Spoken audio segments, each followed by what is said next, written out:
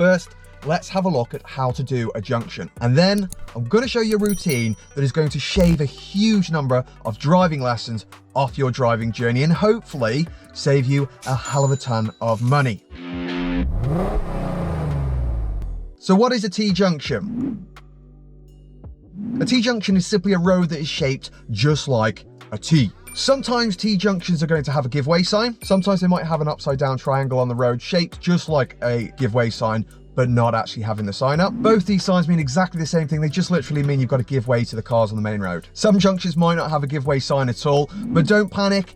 All you're looking for is a double white lines at the end of your road, and that means exactly the same thing as a giveaway sign. It just means give way to the cars on the main road. What we don't want to do is confuse a stop sign with a give way sign.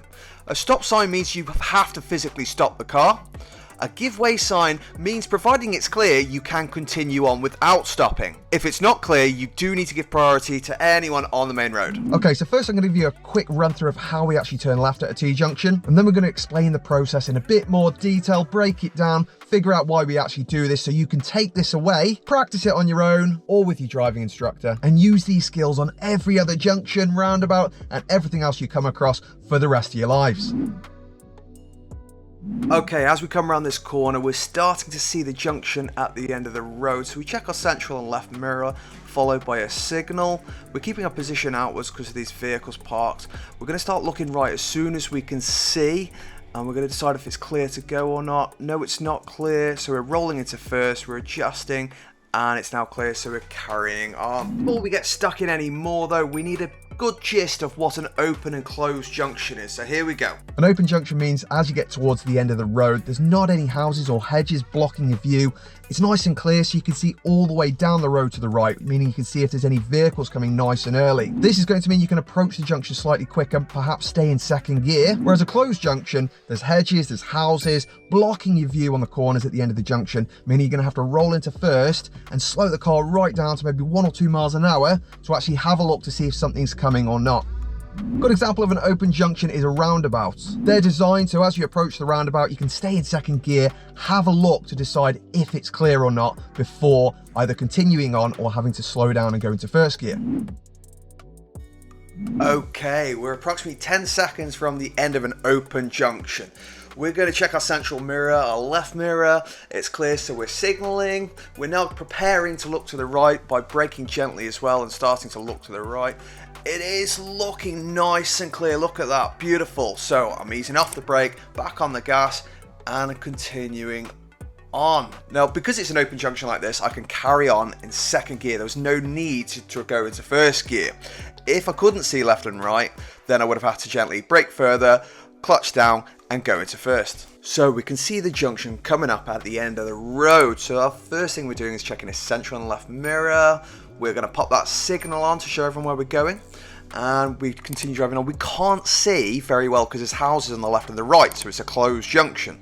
With that in mind, I know I've got to roll into first gear, slowing the car down to less than 5 miles per hour to have a decent look before continuing on. Okay, so let's have a look at what we actually did there and break it down, make it nice and easy so you can use this in future on any junction. So what we actually did there, we followed a really simple routine called the MSPSL. It does sound like a mouthful, but once you get it in your head, it's going to make your driving experience a hell of a lot easier. It's also going to shave off a huge number of driving lessons the quicker you get this routine, because you're going to stop making any mistakes on your approach to junctions, roundabouts, pretty much anywhere that you go driving. Now, the first and most important thing is as you approach any junctions or roundabouts, you leave yourself 10 seconds to actually start this routine. And it sounds like a long time, but trust me, you are going to need this. If you're wondering how you can actually work out 10 seconds from a junction, there's 2 ways of doing this. You can either stand at a junction and actually watch another car approaching the junction and count 10 elephants, see how long it actually takes for that car to reach the junction from when you've seen it.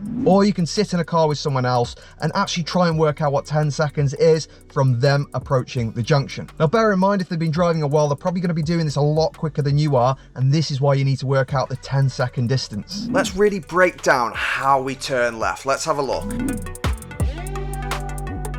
So the first part of the routine is to first of all check the mirrors, and we're just checking there's nothing very particularly close behind us or anything coming up on our left like a cheeky bite. Straight after we've checked the mirrors, we're popping that left signal on, so we just gently push the signal down to let anyone know behind us where we're planning to go. And the next part of the routine is actually dealing with our positioning. So if we're going left, we may want to move slightly over to the left, like on this particular road it's quite wide. And this is another form of signaling. It's reinforcing the fact that we are planning to turn left, and it's known as body language. At this point, we need at least 4 seconds left because now we need to adjust our speed and choose the correct gear for this specific junction. As you can see here, I very quickly go from 17, drop it down to 10 miles per hour. And the second I hit that 10 miles per hour, I can see I'm not going anywhere. So I put the clutch down and I'm popping it into first gear, and I continue to slow down to a stop, checking to the right to see if it's clear. I then briefly look ahead to make sure the BMW's going. Then I look to the right again, double check it's still clear. Providing it is, I continue on following that curb round, nice and tight to the left. My biggest tip here is to make sure you give yourself those 10 seconds anytime you're approaching roundabouts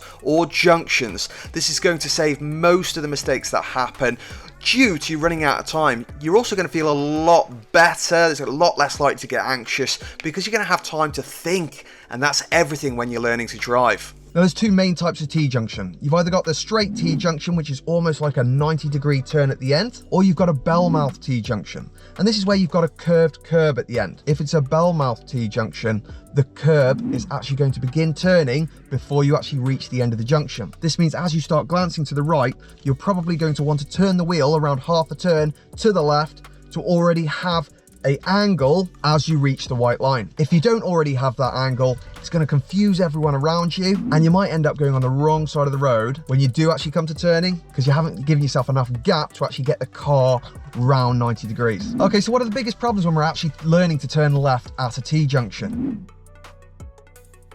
Sometimes we end up either going over the white line or we're stopping too far behind the white line. This is normally because you're going too fast into the junction.